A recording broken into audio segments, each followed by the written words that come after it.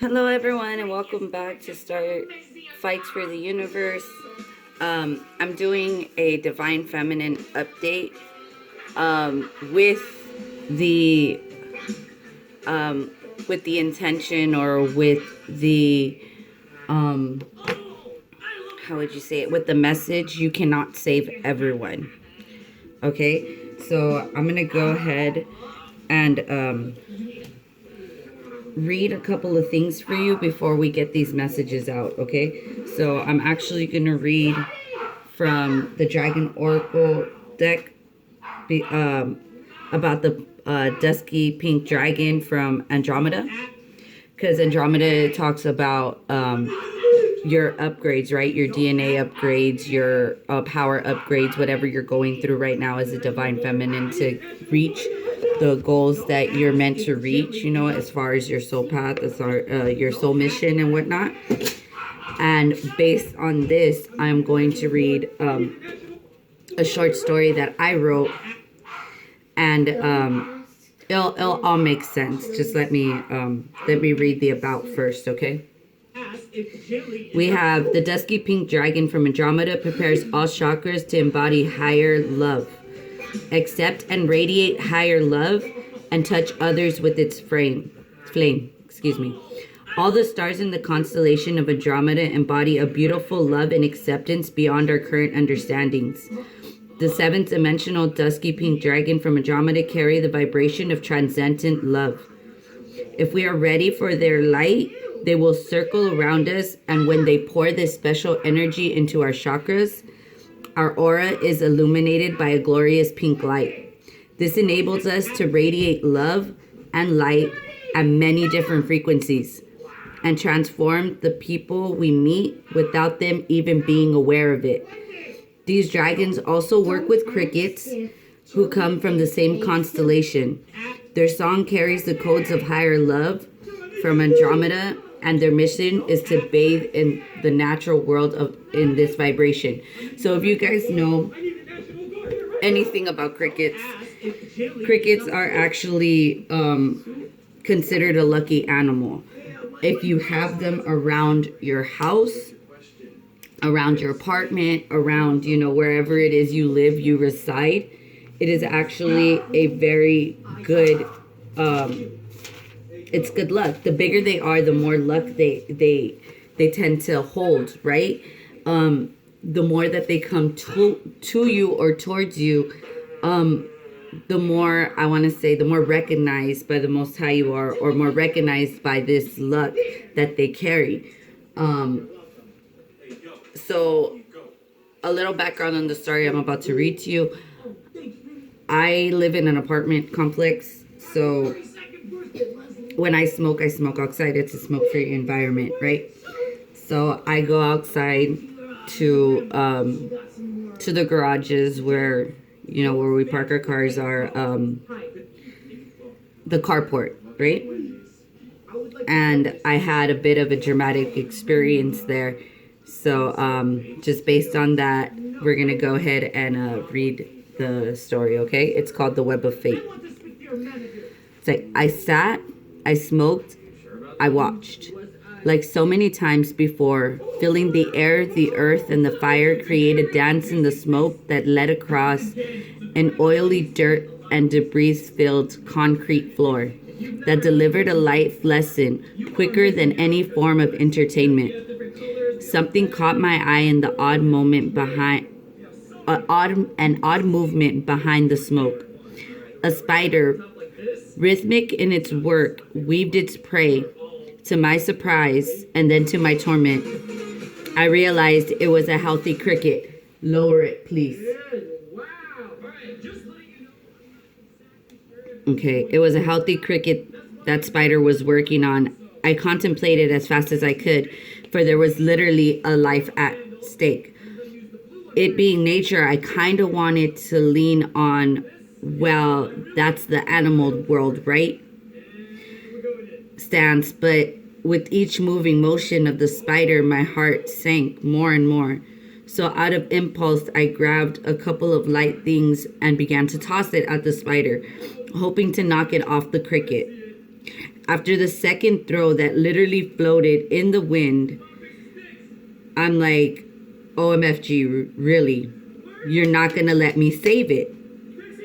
I was discouraged, to say the least.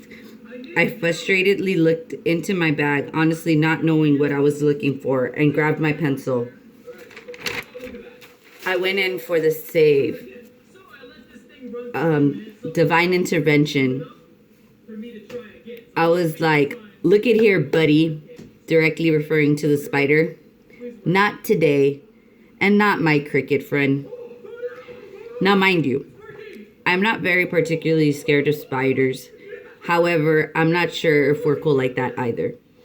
Either way, I decided that as long as this is happening right in front of me, I'm gonna try to stop it in the best way where both parties can walk away with minimal damage. Just then, I took my pencil and I gently pushed the spider off the cricket, and it angrily walked away. I was left with the tied up cricket. I loosened the webs on the cricket, and then again, to my heart's discontent, I felt like it looked like the cricket didn't make it. I plopped myself back down, numb. I was too late.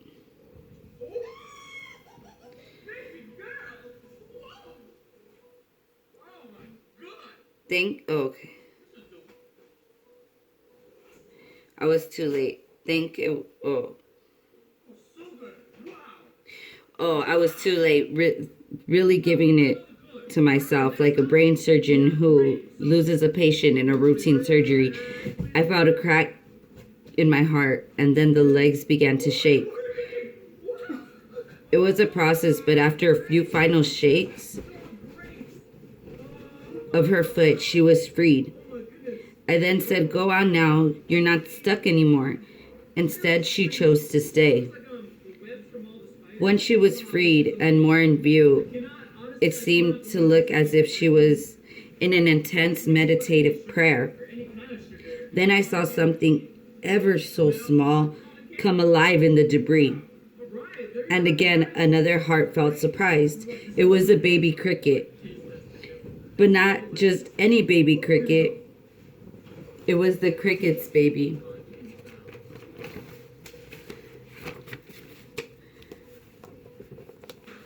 That was saved. And just then it was like I heard a voice, clear as day. Never feel guilty for those you can't save. Your conscience should be cleared, so as long as you did your part to help. The cricket freed herself in motivation to thrive and survive for her baby. I looked up to see the cricket nurturing her baby, and the voice continued, you cannot expect to save the world one by one. It is impossible. At the same time, I got a tingle in the back of my leg that made me stand up. In the back of my mind, I was kind of wondering, where did that spider go? And was he plotting revenge on me? Because I prefer it didn't, come back and bite my ass. And of course, when I stood up, I might as well have yelled out, speak of the devil, for it marched on by with an attitude, and I, of course, took the opportunity to make sure I wouldn't accidentally manifest a bite in my ass, or anywhere for that matter. I walked over and said, hey, me again. Nothing personal, because between me and you, I don't like to kill. Well, anything really, including spiders. But between me and you, also, I kind of seen what you are capable of. And at this point, it's kind of your ass or mine. And I like crickets. I don't like what you did. So today, it's gonna be you. Then I smacked it with my chancla, and I felt at peace, knowing I might not be able to help those that don't help themselves, but those saved will be worth saving. when I first wrote this, I got a lot of static for it about how the spider was innocent and this and that. And it's like, well, you can't really...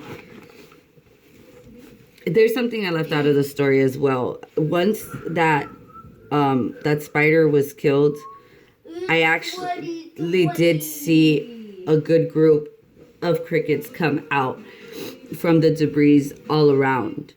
So it was obviously the main predator of that little region, right? The moral of the story is you cannot save everyone, and you cannot save those who do not want to save themselves. It doesn't matter how much you try, how much resources you've given, no matter how many times you've tried to convince whoever that this is the right way. You can lead, Alec, you can lead a horse to water, and if he does not drink, that is on him. Now, that being said, I'm going to go ahead and get into these messages for the Divine Feminine update. I'm going to start with these cards here. I have a brand new deck that literally just has a bunch of inspirational quotes. I did this with the collective reading for the new moon in Capricorn as well, where I pulled one out and then I put one aside to see what the message for the end is, to see if it all correlates, okay? Last time I was really happy and surprised that it did, so we're going to go ahead and jump into this. We have every day of our lives, we are on the verge of making those slight changes that will make all the difference. And it has a back too. If you dare nothing, then when the day is over, nothing is all you will have gained. Okay, so basically you give what you get and you get what you give. So if you're not in a position to be moving forward or trying to push yourself forward, then that's, what you're going to get. You're going to get nothing, because even the smallest changes make the greatest differences. Then you have one from The Universe Has Your Back Oracle. It's thank you, universe, for helping me see beyond the limits of fear. And thank you for expanding my perceptions so that I can see what is of the highest good. So this is the difference between making decisions that are basically like out of the blue and just reckless, as compared to taking the time to make small changes and knowing that these small changes are going to lead to something better. Learning how to control those impulses. All right, so we have here from the Work Your Light Oracle, birthing a new age, birthing new creations, and dreaming up a new world into being, which is basically one of our biggest activations, right? Sacral chakra. Sacral chakra. I'm the creator of my own reality. This is what you are learning to master in your current energies. Boundaries. Where do you need to establish better boundaries? Who are you still trying to save that is not worth saving? Because whoever it is definitely keeping all of your chakras activated but out of alignment. You see all these hands around? Gimme, gimme, gimme? No. Fuck off, fuck off, fuck off. You need to protect your energy. You need to protect your chakra work. Make sure that you keep yourself aligned, and make sure that you're working your light for you first. Nobody else. Inner temple, devotion, tune into the portal of your heart. Yeah, because you know that all the answers you need are in your heart. You are your sacred temple. It's like when they tell you to hold church, right? In the Bible, it says you can hold church inside yourself. That is your sacred temple. You don't have to go with the masses and, be confused or led by the group. Right now, with the transit, Saturn into Aquarius is the is clearing all of that nonsense, all of that darkness, all of that. I'm using the group for the greater good, but they're not. They're using the group to take advantage. That's why it's good for you to be by yourself and really tune into yourself, like mind, body, and soul.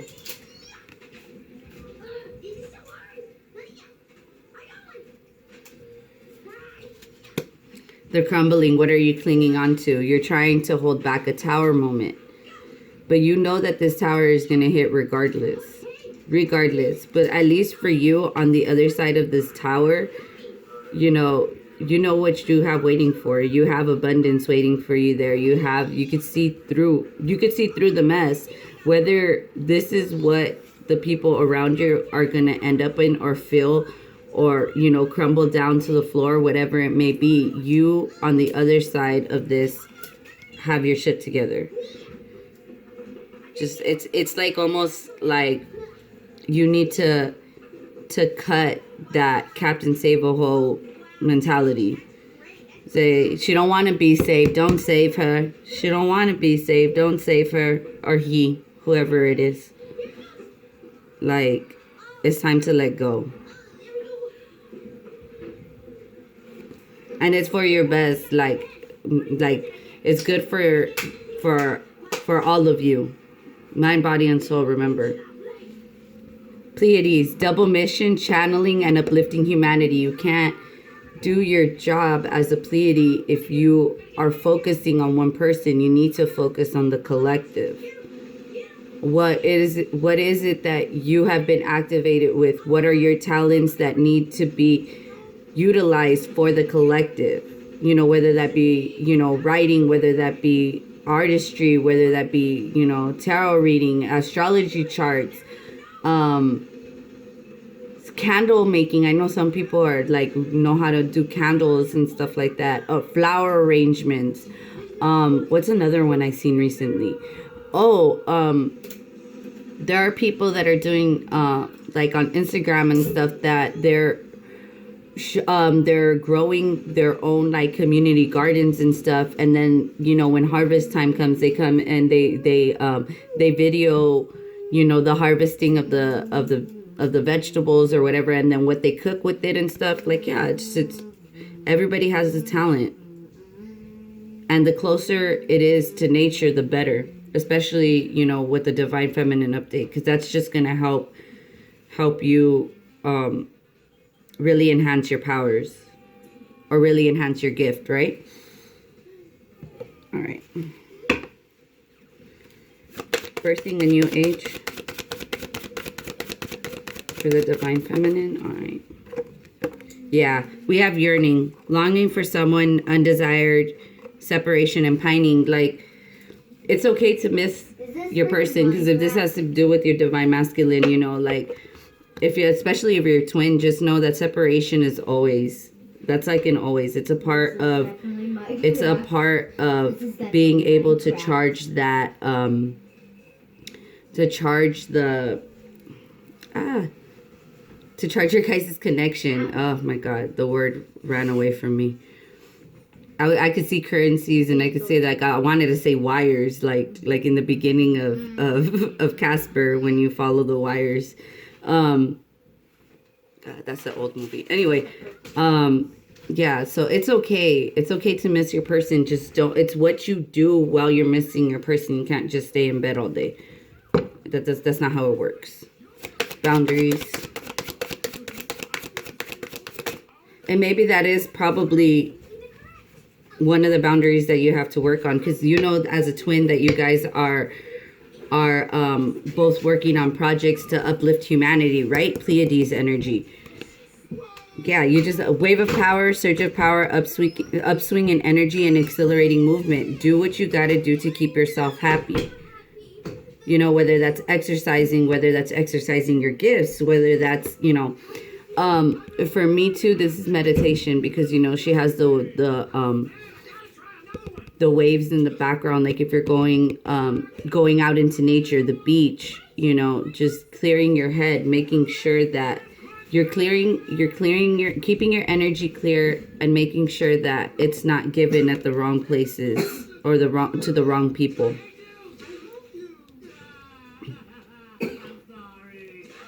But remember that if it does have to do with the twin, remember that separation, like, not only does it charge your connection, but it helps with your telepathy.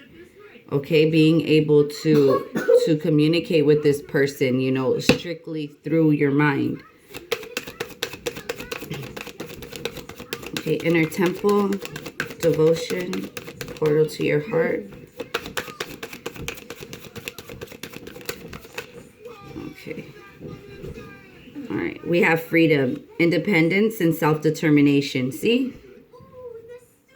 It is okay to feel independent. It's okay to have your own motivations. You're not like, look, see, under the deck, endurance, keep going. It's okay. It's not a big deal. Your person is going to come back to you. Like, you can't be afraid that, oh, we had a fight or whatever, or we had a disagreement. Oh, he hasn't talked to me in 2 to 3 days. Like, have you tried to telepathically talk to them? Have you seen them in the dream state? Have y'all been communicating through the dream state? Like, you need to really, like, just because it's not a physical meeting doesn't mean that it didn't happen. The crumbling. Yeah, look, the mirror. The mirror. Look, know thyself. Know that you guys are both double mission, dude. Double mission, Pleiades. This is your person. If you're wondering, Divine Feminine, this is your person. Know thyself, self-examination, and seeing who you really are. The moment that you can accept that this is your twin, I found him, or I found her, not gender specific, but really, you know what you found. And you know that together you guys are uplifting humanity. Even if you guys are doing literally double missions, like this person is working on one project and you're working through another project, but they're both humanitarian, you should be proud of your person. One day, there is going to be a time where your double mission, your mission that you are working on and the mission that your divine partner is working on is going to intermingle. They're going to come together. And when they come together, you guys are going to be unstoppable. But for right now, you're building the foundations for what that may be. Double mission for the Pleiades, please. For the Divine Feminine. Yeah, look. Contromancy, seashell divination, and wisdom of the shells. There's some things that you can only gain through wisdom, gain through experience. And you can only talk about it when you have gone through it with your person or with, whatever experiences. The crane bag, sacred ocean medicine, clutter, declutter, and choice. Some of you guys are learning how to be herbalists. Some of you guys are learning how to hear certain frequencies, like when you put your ear against the seashell. Some of you guys are going to be hearing more than just the ocean. Some of you guys are going to be hearing the secrets of the ocean. Some of you guys are going to be hearing messages, from Gaia, whatever it is that, we still have mermaids in the sea. Trust and believe. And trust, they speak at a higher frequency. So if you think that you're going to hear anything, like these seashells do carry it. Also, if you like to collect seashells, if you're trying to gather these messages, you are, an herbalist and you are dealing with these types of things, make sure that you try to keep the shells at home. Like, let them stay at whatever beach you found them at and thank them, appreciate them for the messages. Look, time and tide, oceanic spells, leave them where you found them. Carl's wisdom. It's works that is created over time. Just because this specific shell had a specific message for you doesn't mean that it needs to go home with you. Because chances are the next person that comes and can hear the same things, it's gonna have a specific message for them as well. Okay. You have yearning and birthing a new age. Oh, the Emperor. See what I tell you? You miss your person. It's okay. It's okay. We all go through this. Wave of power and boundaries.